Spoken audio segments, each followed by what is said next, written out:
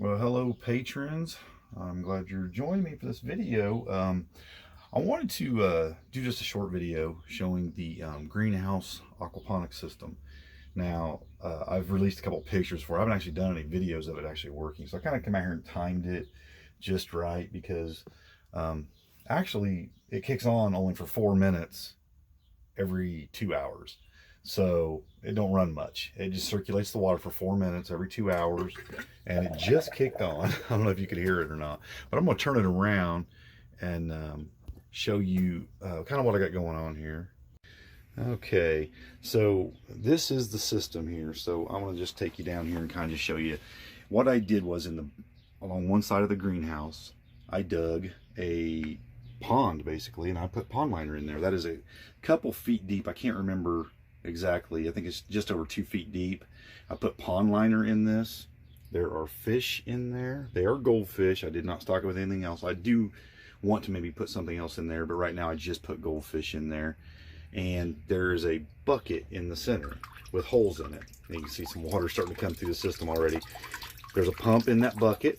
I have the boards crossed it with stuff setting on it just for the weight. It kind of holds the bucket down. Even though there's holes in it and it fills with water, it still tends to rise a little bit.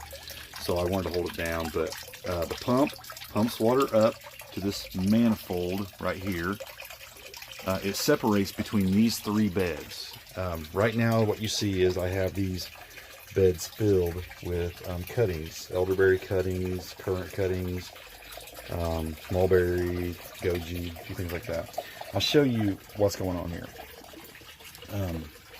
The water comes up on one side and you see a standing pipe in there. There's a hole on, well, let me get past this leaf here. There's a hole on this side right here. The water's coming up. The overflow lets the water go back down, so it only lets the water come up so high in these beds. Okay, so when it'll do this for 4 minutes, it'll kind of fill to the top, and when it lets go, when it stops pumping, the water goes down through the lower hole and it completely drains the beds because it'll basically back flush through the pump back into the water. So each one of these beds are doing this because it splits through that manifold. Now, admittingly, the middle bed fills up quicker just because it's a straight shot pipe up there. The middle, it's the shortest one, tends to fill up the quickest. There's a little bit of restriction going to the other 2 little beds here, so it slows down the process a little bit to those beds, but they work the same way as that one.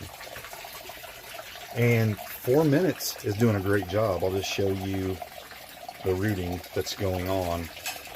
This one's been in here for about 4 or 5 weeks. I just stuck some of these others in, so they're not looking like this yet. This one's not been in there very long though, or been in really that long to have those kind of roots. So any of them that you see with leaves, there's some right there. Those were actually in here for about 5 weeks, I think, and they're all rooted. I stuck all these bare stick ones in here just a couple days ago, so they're not rooted yet. But they, the process looks like it's working really well to root these cuttings. So why I just went to all cuttings in my aquaponics bed though? Well, because it got really cold for one thing.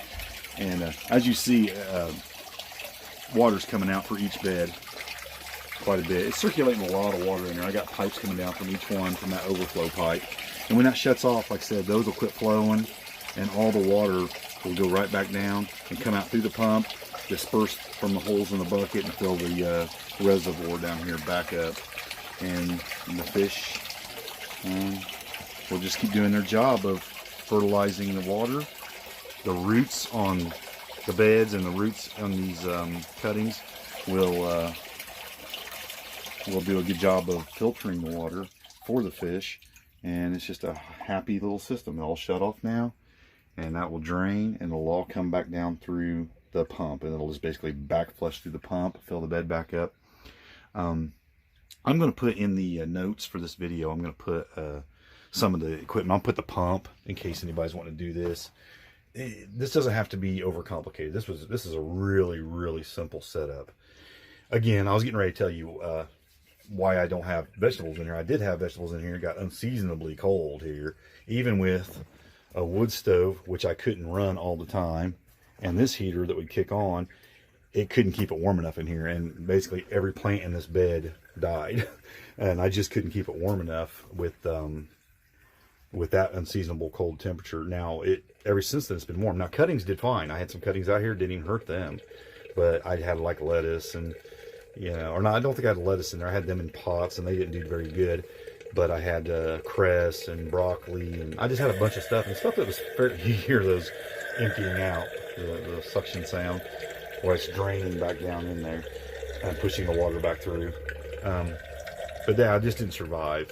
So I don't know what kind of winter we're going to have. It would have, the previous 5 winters we've had here, it would have done just fine. This winter, it got really cold. I mean, we had, with the wind chill, I think it was minus 36 or something like that one day. It was horribly cold. So yeah, that's what we're looking at. So I went to all cuttings, and I thought, you know, I want a lot of elderberry, I want a lot of currants, I want a lot of things on the homestead this year. So let's use these beds, and let's do with them what we can do with them. And they're great for rooting the cuttings. So there you have it. There's the aquaponics system. It's nothing. So thanks for being patrons, and hopefully maybe you got something out of this and give you some ideas of maybe something you want to set up, because you can save a lot of money.